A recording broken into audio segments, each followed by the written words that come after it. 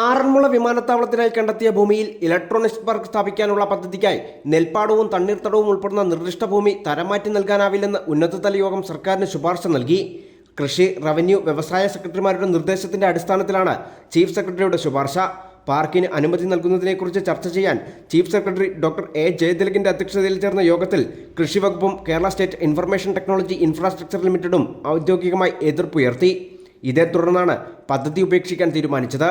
പദ്ധതി വരുന്നതിനെതിരെ കൃഷിമന്ത്രി പി പ്രസാദ് പരസ്യമായി എതിർപ്പ് പ്രകടിപ്പിച്ചിരുന്നു. റവന്യൂ വകുപ്പും പദ്ധതിക്കെതിരെ രംഗത്തെത്തിയിരുന്നു. എതിർപ്പ് കടുത്തതോടെ വ്യവസായ വകുപ്പ് പിന്നോക്കം പോയി.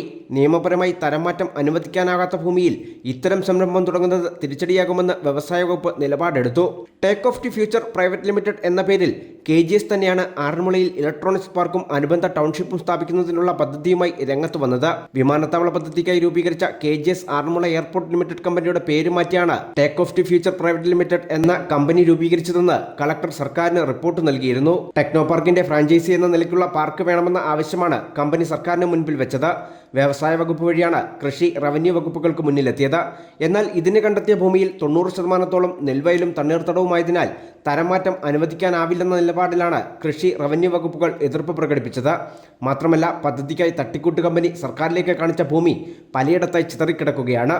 അതേസമയം ആറന്മുള വിമാനത്താവളത്തിനായി കണ്ടെത്തിയ 335 ഏക്കറിൽ 238 ഏക്കറിന്റെ ഉടമസ്ഥാവകാശം കോഴഞ്ചേരി ചാരിറ്റബിൾ എഡ്യൂക്കേഷൻ ട്രസ്റ്റിനാണെന്ന് ചെയർമാൻ ഡോക്ടർ എബ്രഹാം കലമണ്ണിൽ പറഞ്ഞു. ഇത് തിരിച്ചുപിടിക്കാൻ നിയമ നടപടികൾ നടക്കുകയാണ്.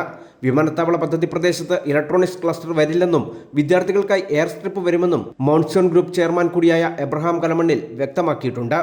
News bureau, Pathanamthitta. Experience the true essence of Indian spices and herbs with New Day Spices, where every day is a new day for taste.